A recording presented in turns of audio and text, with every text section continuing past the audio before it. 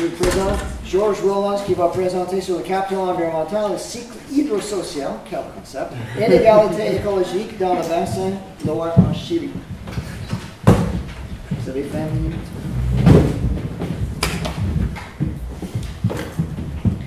Bonjour à tous, merci pour la présentation. La présentation que je vais réaliser maintenant fait partie des résultats de ma recherche sur la question de l'eau dans les zones arides. À travers ces cas du bassin de l'eau dans le désert d'Atacama au Chili, je voudrais mettre en relation les notions de capital environnemental et de cycle hydrosocial.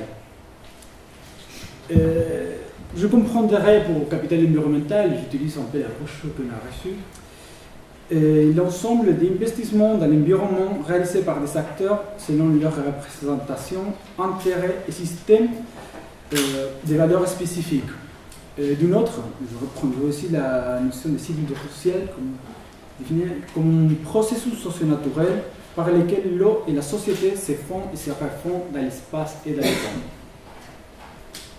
Dans ce sens, ici, je considère l'eau du bassin du fleuve Loire comme un capital environnemental en concurrence, qui met en évidence les dynamiques et les inégalités socio-environnementales. Ainsi, l'ensemble des investissements dans l'environnement, et plus particulièrement pour l'accès à l'eau, par les différents acteurs, nous permet de comprendre les valeurs environnementales qui configurent un cycle hydrosocial caractérisé par des inégalités écologiques et des pénuries d'eau.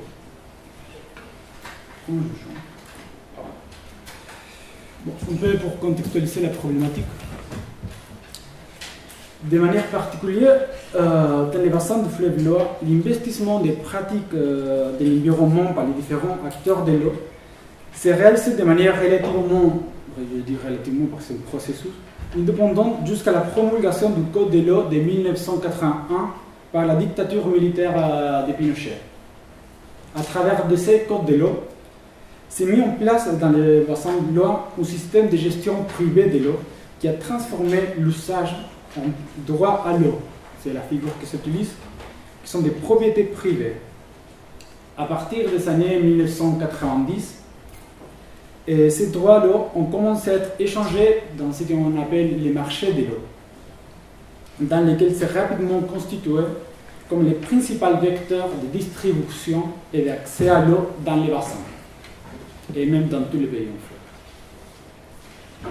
Pour les agriculteurs autochtones de ce bassin, que c'est le peuple Likalanta, et même s'il y a d'autres communautés Aymara, Quechua, ces processus d'inscription de droits à l'eau a impliqué la réduction d'environ 26% de leur accès communautaire à l'eau, qui a été transféré à différentes entreprises minières et de l'eau potable.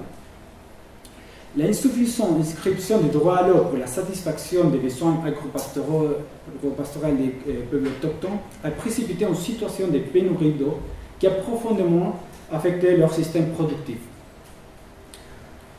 Cependant, comme nous en savons ici, cette pénurie d'eau, qu'on pourrait dire entre guillemets administrative, s'est doublée d'une inégale réorganisation spatiale de l'accès à l'eau dans les bassins suite à la mise en place du Code de l'eau. Ainsi, dans la présente communication, nous nous proposons d'analyser comment le cycle hydrosocial autochtone du bassin de l'eau a été mis en péril suite au processus de diffusion et de gradation des valeurs par les codes de l'eau. Pour répondre à ces questions, d'abord nous décrirons les cycles hydrosocial autochtones dans les bassins de l'eau.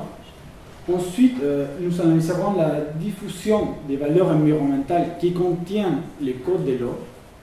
Et troisièmement, nous analyserons comment ce cycle hydrosocial préétabli pour les peuples autochtones a été reconfiguré par la diffusion des valeurs environnementales du Code de l'eau.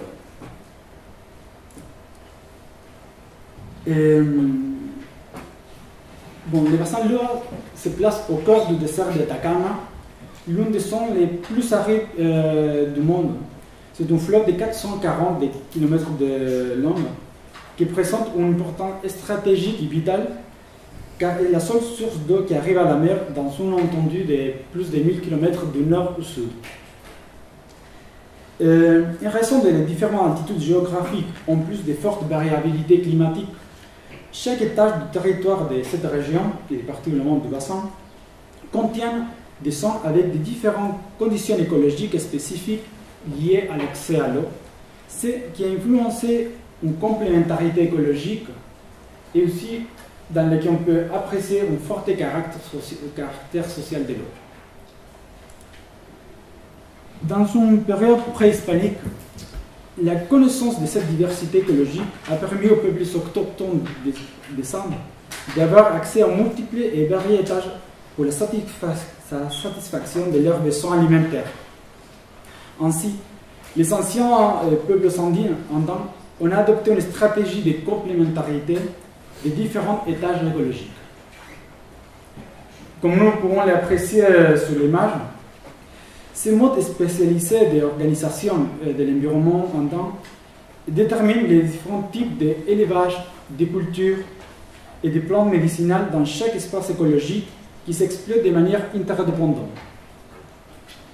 De manière générale, nous pouvons dire qu'en amont, se sont établis des zones dans lesquelles les éleveurs réalisent un faible usage de l'eau, principalement pour l'élevage des camélides, tandis qu'en aval, ce sont constitués de zones des agriculteurs où se pratique une intense utilisation de l'eau, principalement pour l'irrigation et l'élevage des animaux domestiques.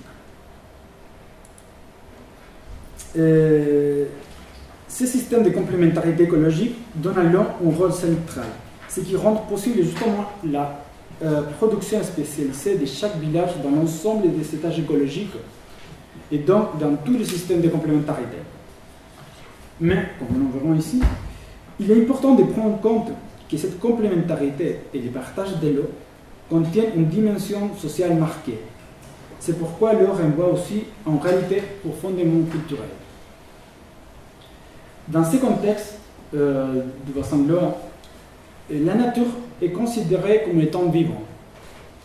Cela se manifeste pour un paysage rempli d'êtres sacrés qui font partie de la famille ancestrale et du quotidien du peuple. De manière générale, le peuple du Kanantai discerne trois esprits principaux relationnés à l'environnement. D'abord, il reconnaît la Pachamama, le Patachori, on dit, qui c'est l'esprit féminin de la terre. Ensuite, le Tatamalku, qui sera l'esprit de la montagne. Et troisièmement, et ce qui nous intéresse surtout, c'est le Tataputarachni, qui serait l'esprit de l'eau. Ce qui est important à remarquer, c'est que ces trois déités personnifient les principaux éléments naturels qui structurent les savoirs locaux sur la diversité écologique de la région. D'abord, l'existence de la Terre sur laquelle se développent les activités humaines. Ensuite, les différences d'altitude des montagnes qui déterminent la réalisation des activités productives. Et à la fin, la disponibilité en eau qui fournit et rend possible la vie.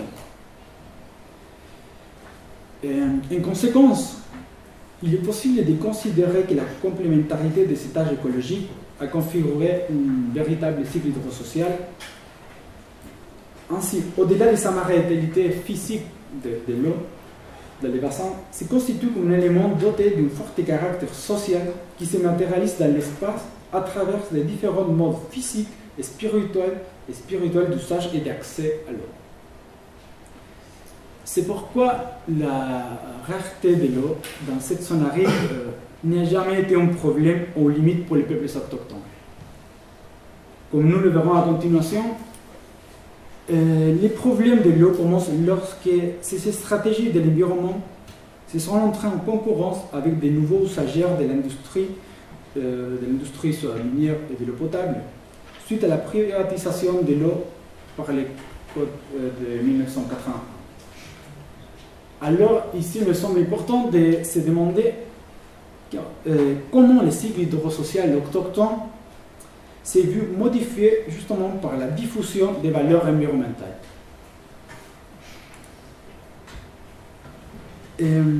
Pour comprendre comment le code de l'eau affecte cette cycle social, il est nécessaire d'examiner les valeurs environnementales que cette norme introduit à travers l'établissement d'une idée de nature stable et aussi à travers la marginalisation des valeurs locales de l'eau.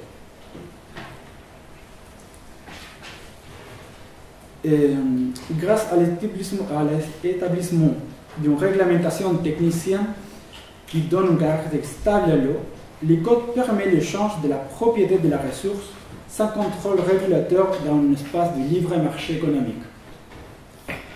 Pour mettre en place ces systèmes d'échange, tout d'abord, le code de l'eau établit une séparation juridique entre la propriété de l'eau et la propriété de la terre. Plus spécifiquement, la propriété de la terre est séparée de la propriété de l'eau, de sorte qu'il est possible d'acheter la terre sans pouvoir utiliser l'eau qui la traverse inversement.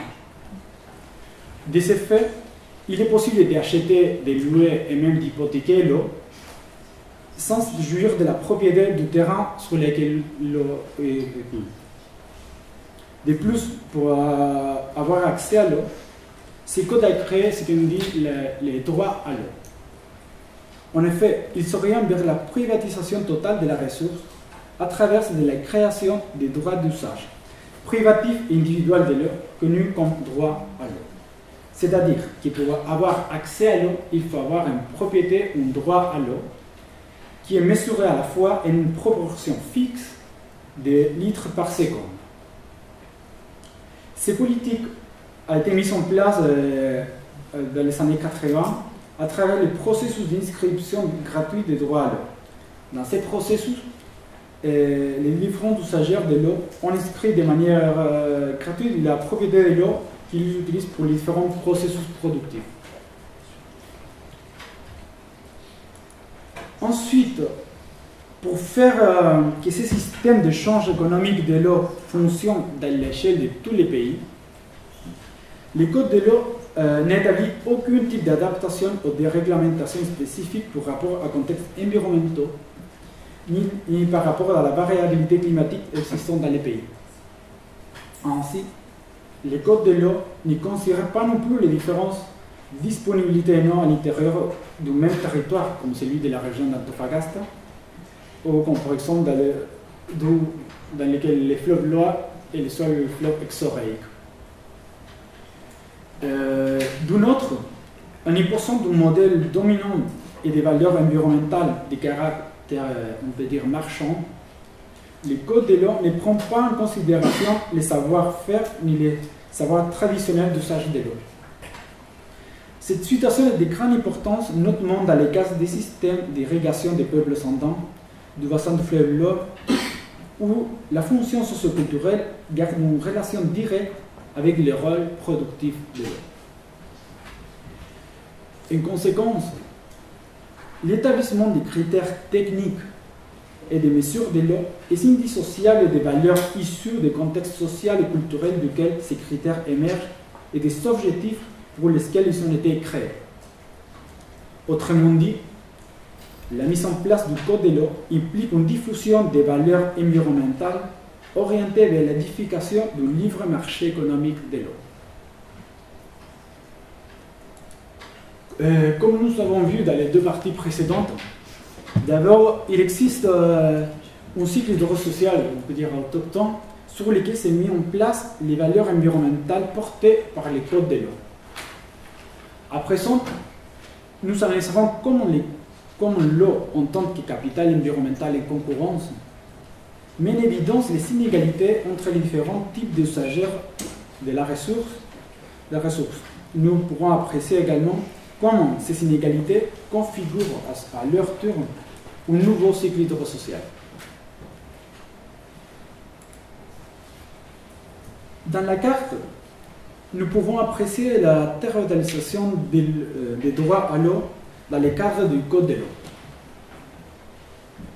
À partir de la mise en place, à partir de la mise en relation des différents types d'usage de l'eau, et les lieux d'extraction, nous pouvons identifier trois types de inégalités écologiques entre les usagers agricoles, qui sont marqués en couleur vert, les usagers miniers en couleur jaune et les usagers de l'eau potable en bleu.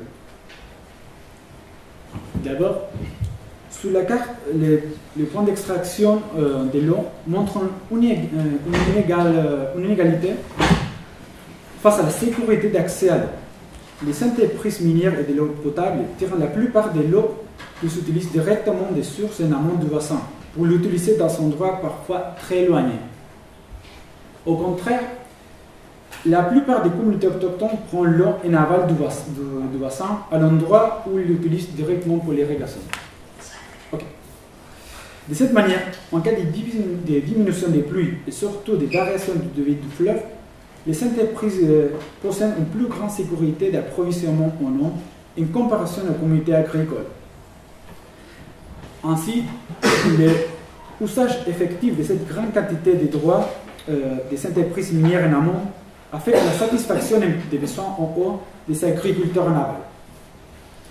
Le deuxième type des inégalités se manifeste par la relation entre la qualité de l'eau et les types d'usage. L'eau douce du bassin en couleur bleue est utilisée presque en totalité par les entreprises minières et de l'eau potable. Ensuite, l'eau sans maître de couleur orange est aussi utilisée par ces entreprises et dans une moindre intensité par les agriculteurs. Et finalement, l'eau salée en couleur rouge n'est presque pas utilisée par les entreprises, mais reste utilisée par les agriculteurs. En plus, le fait que les eaux douces de la haute cordillère sont captées, ça implique que se génère un changement de la composition chimique de l'eau à cause du décalage entre la confluence des fleuves d'eau douce et des fleuves d'eau salée, ce qui s'est traduit par une meilleure concentration totale de l'eau salée dans les bassins. Finalement, la troisième inégalité, l'inégalité face au risque de pollution, se présente finalement dans la partie centrale et navale du bassin, où les entreprises concentrent les moindres quantités de droits à l'eau. La proximité des piscines de déchets minières marquées par des étoiles rouges, l'un, présente un véritable risque de pollution des cours centrales et navales du bassin. En conséquence, ces trois types d'inégalités écologiques viennent à exacerber la pénurie en exposant les populations autochtones installées en aval à une affectation de la satisfaction de leurs besoins en eau. Cette situation se traduit par le bouleversement du cycle hydrosocial, lequel se caractérise pour l'émergence de situations de pénurie en eau et de fortes inégalités écologiques en termes de sécurité, de salinité et de pollution des eaux entre les usagers industriels en amont et les usagers agricoles en aval. Ainsi, la pénurie de l'eau pour les 4 communautés que nous pouvons voir sur la carte consiste à la mise en péril et même la impossibilité de continuer à développer leur mode de production et de vie dans leur territoire. Cette situation implique ou limite à la survie des habitants, raison pour laquelle dans une communauté comme la station Saint-Pedro et Guillard, qui sont les numéros 1 et 4, leurs habitants se sont vus dans l'obligation d'émigrer vers les centres urbains. En conséquence, si nous acceptons que la pénurie implique un risque de survie pour les communautés autochtones, nous pouvons émettre l'hypothèse que ces phénomènes n'existent pas ou pas dans les mêmes niveaux de risque pour les entreprises minières et de l'eau potable implantées aux sources du bassin, mais qui existent principalement pour les communautés autochtones en aval. Maintenant, comme conclusion générale, à travers de l'analyse de ces cas du bassin de l'eau, nous pouvons conclure que la mise en place du Code de l'eau met en évidence la gradation des valeurs environnementales à travers la diffusion et la légitimation juridique de l'eau en tant que ressource naturelle. Ces ressources peuvent être considérées comme déracinées du contexte environnemental et social dans lequel ils se placent, et dont la régulation de l'accès est conditionnée par les marchés économiques. Par là, est marginalisée aussi la notion autochtone de l'eau, comme un élément vivant possédant d'un esprit propre, comme les Tataputa Arachne qu'on avait vu au début, et qui accomplit une importante fonction socioculturelle liée à la cohérence de la famille et la société andine. À plus grande échelle, dans les bassins de l'eau, la diffusion de ces valeurs environnementales reconfigure le cycle hydrosocial qui se superpose aux constructions historiques des savoirs et des valeurs environnementales développées par les peuples autochtones, qui s'est adapté et a modifié les particularités écologiques pour la satisfaction de leurs besoins. Cette superposition juridique et pratique met en évidence les affrontements des valeurs environnementales qui s'appuient sur des conceptions diverses de la nature. Cette confrontation implique, d'un côté, un processus de déshistorisation de l'ancienne construction de l'organisation des étages écologiques et donc de la gestion de l'eau par les peuples andins, et d'un autre, la désocialisation de l'eau qui s'est été dépossédée du système social du public anantais. Finalement, pour conclure la présentation, il me semble que de cette manière, considérer l'eau comme capital environnemental nous permet de mieux comprendre les enjeux sociaux et territoriaux qui sont à la base des modifications du cycle hydrosocial de l'eau, et donc de comprendre l'émergence des inégalités, l'émergence des situations des inégalités écologiques et des pénuries de l'eau.